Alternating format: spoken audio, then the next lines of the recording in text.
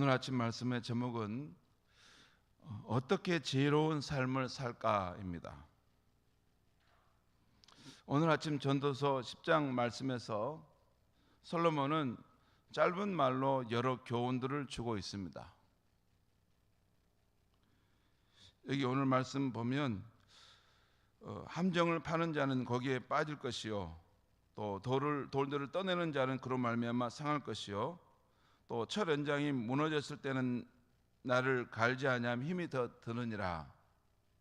이런 짧은 말로 여러 교훈들을 주고 있는데, 이 교훈들의 중심에는 어떻게 사는 것이, 어떻게 인생을 사는 것이 지혜로운 삶인가 하는 것을 지금 말씀하려고 하는 것입니다. 그렇게 하지 말고 이렇게 사십시오, 그렇게 하지 말고 이 길을 가십시오라고 말하는 것입니다. 오늘 본문 1절을 보면 죽은 파리들이 향기름을 악취가 나게 만드는 것 같이 적은 우매가 지혜와 종기를 난처하게 만드느니라. 이 한 절은 오늘 전도서 10장의 세계를 들여다보게 하는 창문이라 알 수 있습니다. 이 전도서 10장 1절이 가장 중요한 말씀이에요. 이 말씀으로 전체를 관통할 수 있는 말씀입니다. 죽은 파리들이 향기름을 악취가 나게 만드는 것 같이 적은 우매가 지혜와 종기를 난처하게 만드느니라. 그러니까 어리석음이 그 사람의 지혜와 종교함을 무너뜨리고 어렵게 만든다는 것이죠. 이 세상 사는 것을 전도자가 그 눈으로 볼 때 지혜롭게 살면 좋겠는데 많은 경우에 우매한 자처럼 사는 경우가 많다는 것입니다. 여러분, 이 날아다니는 파리가 어느 날 보면 귀한 음식에 빠져 죽어 있는 경우를 보지 않습니까? 어렸을 때 어머니가 명절을 맞아서 정말 맛있는 그런 것들을 만들어 놓으면, 특별히 떡을 찍어 먹는 그 초정이라고 하죠. 그 달콤한 것을 만들어 놓으면 거기에 꼭 빠져가지고 파리가 죽어 있어서 그걸 어떻게 해야 되나, 이런 일들을 봅니다. 그처럼 파리들이 향유 기름에 빠져 죽게 되었는데 그로 인해서 악취가 난다는 것입니다. 그러면 아무리 귀한 향유라도 못 쓰게 되죠. 아니, 그 향유가 더 귀하기 때문에 그런 조그만 악취라도 거기에 들어가면 쓸 수는 없는 것입니다. 여기서 이 파리는 큰 것이 아닙니다. 지극히 작은 일입니다. 하찮은 일들입니다. 그런데 바로 이렇게 지극히 작은 어리석은 일 하나가, 적은 우매함이 지혜와 종기를 난처하게 만든다는 것입니다. 이것은 한 번의 어리석은 말이나 행동이 오랫동안 쌓아온 지혜와 종기와 명성을 한순간에 무너뜨린다는 것입니다. 우리는 그런 일들을 자주 봅니다.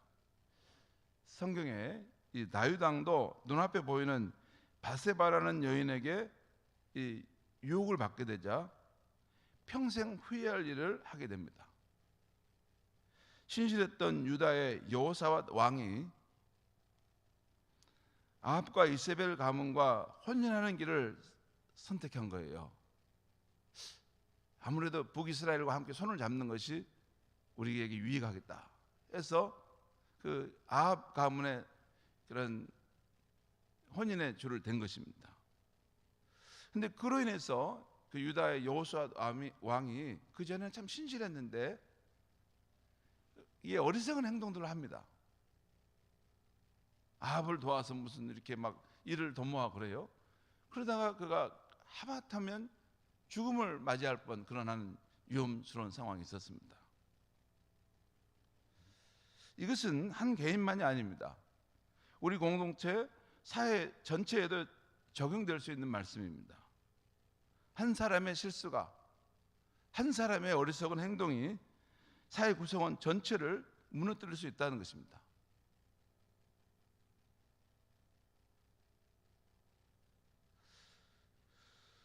그렇죠. 성도 한 사람의 잘못이, 교회 지도자 한 사람의 잘못이 그 교회 전체를, 한국 교회를 난처하게 만드는 것을 보지 않습니까? 꼭 그렇게까지 해야 될까? 자기 한 사람의 일신상의 어떤 그 무엇을 위해서, 그 좁은 시야로 자기 가족과 그 교회만을 생각해서 그 전체 한국 교회를 어렵게 하는 경우들을 우리가 보죠. 그 후에 이제 목회하는 후배 목회자들은 참 어려운 시대 속에서 목회하는 것을 만들어 놓은 것을 봅니다.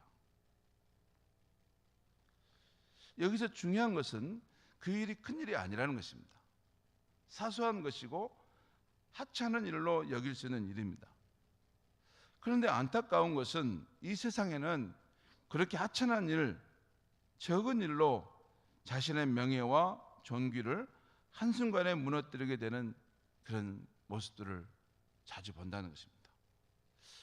여러분, 얼마 전에 우리 박찬주 육군 대장이라는 분이 그 공감병에 대한 갑질을 하게 되면서 그분이 결국 이게 모든 일을 다 그만두고 옷을 벗게 되는 것이죠. 그러니까 병사 한 사람과의 그 관계를 이게 잘못한 걸로 인해서 그 평생을 쌓아왔던 육군 대장으로서의 그 명예와 유신을 한순간에 다 잃어버리는, 그분이 생각이나 했겠습니까?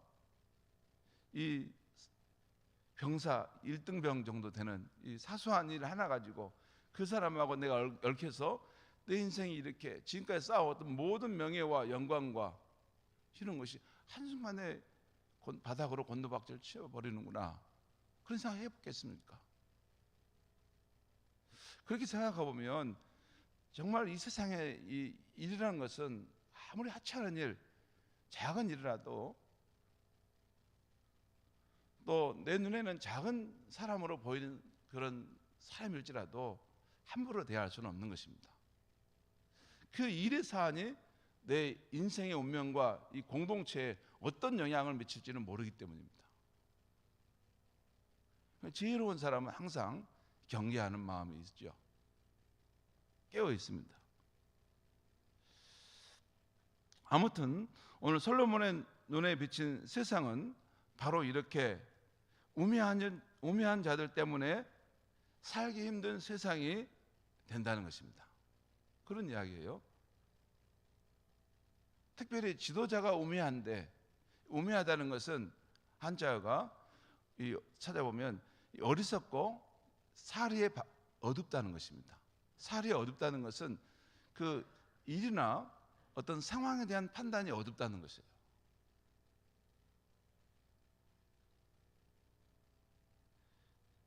솔로몬이 바라보는 이 세상을 보니까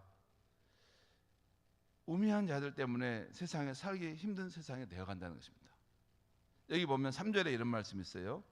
우매한 자는 길을 갈 때에도 지혜가 부족하여 각 사람에게 자기가 우매함을 많으니라. 지금 자기가 무슨 행동을 하는지를 모르고 자기의 우매함을 드러낸다는 것이죠. 또 5절 6절 말씀 보겠습니다. 내가 해 아래서 한 가지 재난을 보았노니 곧 주권자에게서 나오는 허물이라. 우매한 자가 크게 높은 지위들을 얻고 부자들이 낮은 지위에 앉는도다. 내가 보았노니 종들은 말을 타고 고관들은 종들처럼 땅에 걸어 다니는도다. 이게 무슨 말씀이냐면, 이게 통치자가 우매한 자가 그 자리를 앉게 되면 이 세상이 전복된다는 것이에요. 가치 기준이 바뀌어 버린다는 것이에요. 그래서 종들이 말을 타고 다니고 주인이 오히려 걸어 다니는 상황이 발생하고 참 당황스럽고 우스꽝스러운 일들이 발생한다는 것이죠. 이 기본적인 삶의 이 질서가 무너져 버리고 뒤죽박죽 돼 버린다는 것입니다. 또한 12절 13절 내일 보게 될 말씀도 보면 이런 말씀 나왔어요. 지혜자의 입의 말들은 은혜로우나 우매자의 입술들은 자기를 삼키나니 그의 입의 말들의 시작은 우매요. 그의 입의 결말들은 심히 미친 것이라. 우매, 어리석고 사리가 어둡다는 것이에요. 자, 그러면 어떻게 하면 인생을 살아갈 때 우리는 우매하지 않고 지혜롭게 살 수 있는가입니다. 제가 이 신약 성경과 시편, 잠언의 말씀에서 이 지혜와 관련된 말씀들을 쭉 한번 다 살펴봤습니다. 그 말씀을 근거로 제가 몇 가지만 말씀드리면, 먼저 우리가 인생을 살 때 지혜롭게 살 수 있으려면 먼저는 지혜의 근본이신 여호와를 경외하는 삶을 살라는 것입니다. 형식적으로 그러란 말이 아니라 진정으로 그 마음속으로 늘 하나님을 경외하는 그런 삶의 중심이 있어야 한다는 것입니다. 잠언 9장 10절에 여호와를 경외하는 것이 지혜의 근본이요 거룩한 자를 아는 것이 명철이니라. 잠언 2장 6절과 7절에 보면 대대 여호와는 지혜를 주시며 그는 정직한 자를 위하여 완전한 지혜를 예비하시며 행실이 온전한 자에게 방패가 되시나니. 누가 지혜를 주냐면 여호와께서 지혜를 주신다는 것이죠. 더군다나 완전한 지혜를 우리에게 주실 수 있는 분이 여호와 하나님이라는 것이죠. 그래서 모든 지혜의 근본은 하나님에게 있죠. 왜냐하면 여러분 이 세상의 원리와 인간의 삶의 원리를 정하신 분이 누구십니까? 창조의 하나님이시잖아요. 그분이 모든 것을 만드신 분이기 때문에 이 세상을 또 인간의 삶을 어떻게 하면 잘 사는 것인지 잘 되는 길인지 그걸 다 알고 있지 않겠습니까? 그러니까 그 하나님을 경외하고 그 뜻을 늘 생각하는 사람은 그 지혜롭게 살 수밖에 없는 것이죠. 두 번째는 하나님의 말씀, 우리 예수님의 말씀을 늘 가까이 하고 그 말씀을 따라 사는 것입니다. 시편 111편 10절에 여호와를 경외함이 지혜의 근본이라 그의 계명을 지키는 자는 다 훌륭한 지각을 가진 자이니. 그러니까 하나님의 계명을 잊고 지키는 자는 훌륭한 지각이란 말은 지혜를 가진 사람이라 그 말입니다. 또한 시편 119편에 보면 99절 100절에 보면 내가 주의 말씀들을 늘 묵상할 때 나의 명철함이 나의 모든 스승보다 뛰어나며 내가 주의 법도를 지킴으로 나의 명철함이 노인보다 더 낫다라는 것이에요. 여러분 노인이 되면 인생의 경험이 쌓으면서 갖게 된 탁월한 지혜들이 있습니다. 딱 이렇게 그냥 알 수 있습니다. 이 상황이 어떤 상황인지. 그런 지혜가 있어요. 그래서 노인들을 우리가 항상 존경하고 그분들이 하는 말을 경청할 필요가 있습니다. 그런데 주의 말씀을 묵상하고 늘 그 말씀을 가까이 하는 사람은 노인의 지혜보다 더 뛰어나다는 것이에요.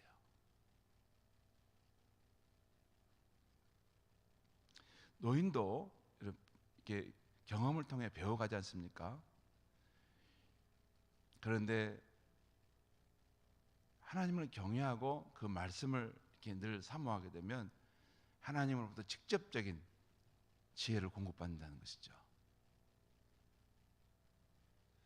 또 예수님께서 마태복음 7장 24절에 누구든지 나의 이 말을 듣고 행하는 자는 그 집을 반석 위에 지은 지혜로운 사람 같다라고 했습니다. 예수님이 친히 말씀하셨어요. 내 말을 듣고 행하는 자는 그 집을 반석 위에 세우는 지혜로운 사람. 참 인생을 단편적으로 지혜로운 것도 중요하지만 인생 전체를 통틀어서 지혜롭게 산 결말을 갖는 것은 너무 중요하지 않습니까? 어떻게 하면 우리가 지혜롭게 살아가는가?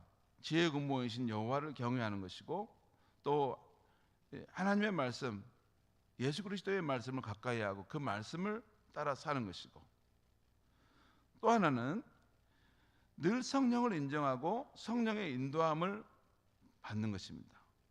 사도행전에 보면, 사도행 6장에 보면 그 교회를 위해서 7집사를 세우는데 그 제자들이 말할 때 이렇게 말합니다.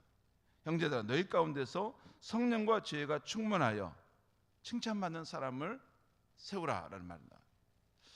여러분이 이 지혜로운 사람과 성령의 사람과는 서로 이렇게 맞물려 있습니다. 지혜로운, 하나님의 영으로 충만한 사람은 지혜로움이 있습니다. 실제 고린도전서 12장에 보면 성령께서 어떤 사람에게는 지혜의 말씀을, 어떤 사람에게는 지식의 말씀을 공급해 주신다라는 말이 있어요. 그러니까 성령을 인정하는 것이 중요합니다. 성령 실제하신다는 것을 인정하고 날마다 그 성령의 임재 안에서 그분과 동행하면서 그 뜻을 구하고 인도함을 받을 때 지혜로운 삶을 산다는 것입니다. 이게 여러분, 하나님 말씀은 일반적인 원리를 말한 것이라면 성령의 인도를 받는 것은 구체적인 사안에 대해서 그분이 주시는 지혜의 길을 따라가는 것입니다. 그 다음에 지혜로운 삶을 사는 방법 한두 가지만 더 말씀드리면, 잠언 13장 20절에 지혜로운 자와 동행하면 지혜를 얻고 미련한 자와 사귀면 해를 받느니라. 그러니까 지혜로운 사람을 늘 가까이 하고 그와 동행하는 것이 중요하다는 것이죠. 그런데 여러분, 지혜는 어디서 온다겠어요? 여호와를 경외하는 데서 온다겠지 않습니까? 그러니까 하나님을 경외하고 깊은 신앙을 가지신 분들, 신실한 신앙을 가진 사람들과 가까이 하면 지혜를 얻게 된다는 것입니다. 그리고 잠언 19장 20절에 보면 너는 공고를 들으며 훈계를 받으라. 그리하면 내가 필경은 지혜롭게 되리라. 여러분, 지혜로운 삶을 살려면 공고를 듣고 훈계를 받을 수 있는 유연한 사고를 가지고 있어야 됩니다. 무엇을 결정하면 내가 결정한 대로 간다. 그것은 절대자 하나님만이 가능한 것입니다. 인간은 잘못 이게 판단하고 결정을 내릴 수가 있습니다. 그렇습니다. 그렇게 인간은 완전한 존재가 아니에요. 그렇기 때문에 때때로 하나님께서 내 주변에 있는 신앙의 사람들을 통해서 또는 내 부모를 통해서 내가 가는 어떤 길을 갈 때 내게 공고를 줄 수 있고 훈계를 줄 수 있습니다. 그것을 경청하는 것은 지혜로운 사람입니다. 지혜로운 사람입니다. 물론 내 뜻을 포기하라는 것은 아닙니다. 적어도 하나님의 말씀은 누구를 통해서든 내게 올 수 있다라는 마음을 가지고, 겸손한 마음으로, 유연한 마음으로 열린 귀를 가지고 그 말을 들어볼 줄 아는. 되게 보면 중요한 실수를 하는 경우가 보면 그 귀를 막고 갑니다. 그 조금만 귀를 열고 다른 가능성도 있을 수 있다는 것을 인정하면 좋은데 그렇게 안 됩니다. 그냥 눈앞에 있는 것만 바라보고 내 생각과 내 안에 이렇게 갇혀가지고 한계 속에서 그 일을 결정하게 되고, 그래서 나중에 고통을 당하지 않습니까? 그런 일 많지 않지 않습니까? 우리 남편들 특별히 아내 말을 잘 들어야 되는데 그렇지 않지 않습니까? 그렇게 해서 그렇게 어려움을 당하지 않습니까? 어떻게 하면 지혜로운 삶을 사는가? 지혜의 근본이신 여호와를 경외하고 하나님의 말씀을 늘 가까이 하고 그 따라 살아가는 것, 그리고 성령을 인정하고 성령의 인도함을 따라 사는 것, 그리고 지혜로운 자와 동행하고 늘 남의 말을 통해서 하나님의 음성을 들을 수 있는 유연한 태도,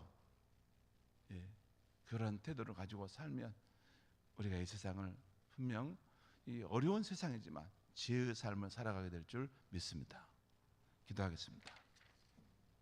하나님 아버지, 오늘 아침에 솔로몬이 바라보는 세상은 참 지혜로운 사람들이 많은 것보다는 어리석음으로 이 세상을 더 힘들게 하는 그러한 모습이 많은 세상이라는 것을 보게 됩니다. 하나님 아버지, 참 어떤 사람이 지혜롭게 살고 싶지 않겠습니까? 모든 사람은 지혜롭고 명철하게 살고 싶지만 그 지혜와 명철이 어디서 오는지를 알지 못하기에 그